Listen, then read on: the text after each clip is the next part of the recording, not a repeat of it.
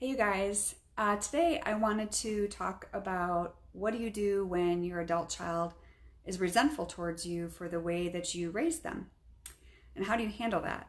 I think a lot of parents go through that, and I know it's really, really hard on moms.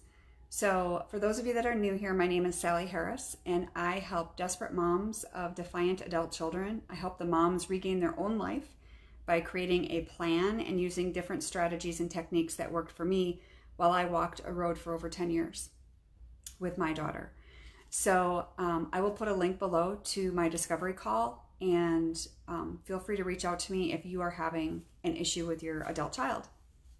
So there's eight different tips I want to give you on this.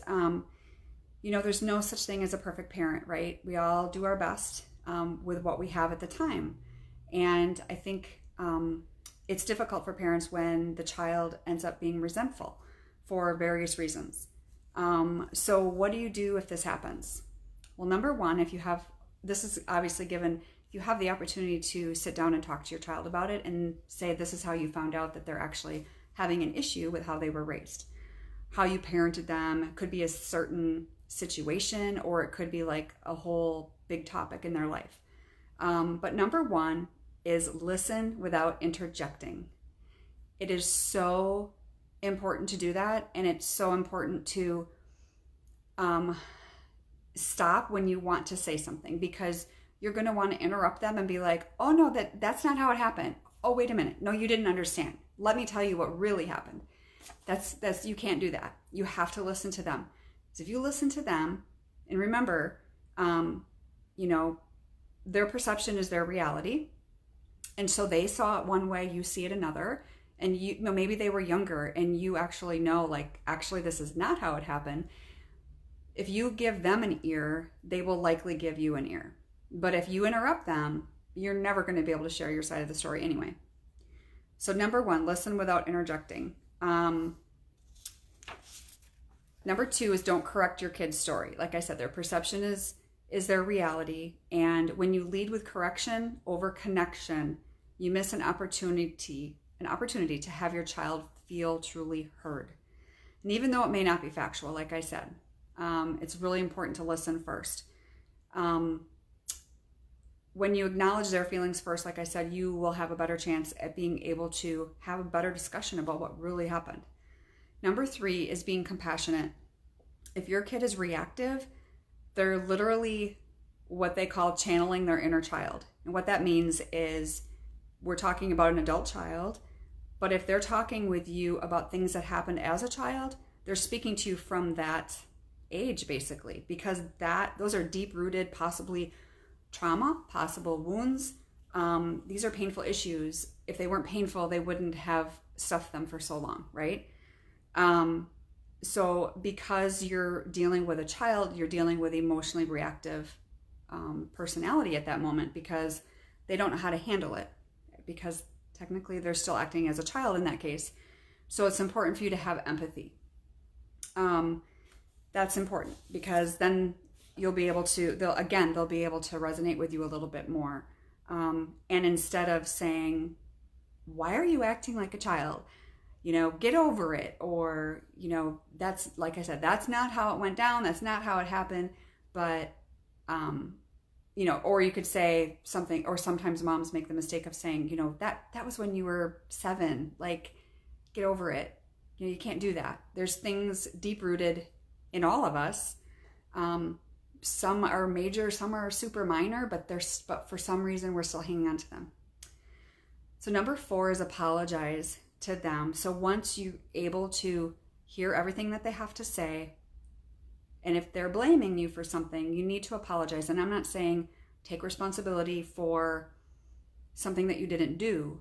I'm just saying take responsibility for your child's feelings in that moment about, this is their perception and that's their reality. Just say, I'm sorry that you feel that way. I'm so sorry that you've been hurting all these years over XYZ. Just validation. And sometimes that's all people need. So it says we get the desire to explain why we may have done something, usually with good intent, because we don't want people to hurt, and therefore to explain why they shouldn't. So we aren't there to explain why you shouldn't hurt. We need to accept their feelings, okay? Number 5 is don't condemn yourself. Even the best parents make mistakes. So maybe you were a young parent when all this happened, when whatever it has happened, but you need to take accountability for how your words or actions may have absorbed into them.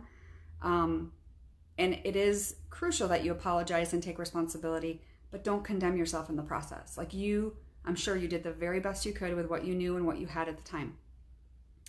And that, I think, as a parent, especially as a mom, we condemn ourselves, like we blame ourselves for the reason why our child goes astray. Like, if I wouldn't have been as strict, or if I would have been stricter.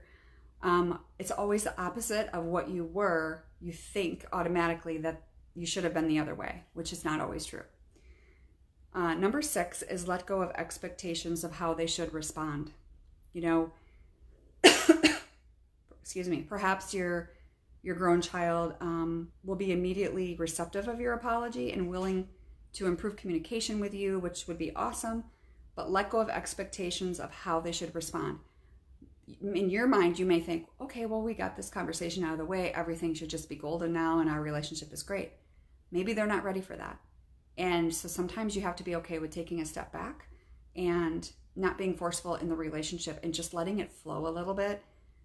Sometimes on their terms, because if they're the ones that were hurt, even though as moms, we hurt so much, our hearts hurt, but we have to let go of how they should respond and just be okay with what they want to do for the moment, right? As far as coming back into our lives, if that's the case, or coming to your home, maybe they haven't been home for a long time and you have a conversation and everything went well and you think, well, that's my son, that's my daughter, they should come back home and have dinner on Sunday nights or come for holidays or whatnot. But it doesn't always work that way. So number 7 is don't accept abuse. So that kind of thrown in there. So if your child is not being as pleasant as I'm trying to describe, and wishful, hopefully that they are going well, but if let's say they're not, you know what, if they get too emotional and then they start being disruptive and abusive towards you, highly reactive, then you know what, game over right now. Like, we're going to take a pause, because you have to demand respect and still keep your boundaries for yourself. Hopefully that won't happen, but many times it does. And then we just start back at number 1. Number 8 is forgiving yourself, because I think, so many moms think that, like I've said, you can't rework history. And being compassionate to your child comes naturally, but it can be challenging to show that same compassion to ourselves, and we forget to do that sometimes. And so I just encourage you as a mom to be able to, that's why it's so important to be able to put yourself first sometimes, in regards to, if you're not healthy, how can you expect that relationship to be healthy? And so that's what I do, is I help moms regain their own life back by doing a myriad of things. Each case is different. Each mom's different. Each kid's different. And I'm not here to fix your child. I'm here to help you regain your own life back. And because we're talking about adult children here. So at the end of the day, we have no control over them. But you do have control over what you do. So I hope that helps someone tonight, and I'll see you next time. Thanks.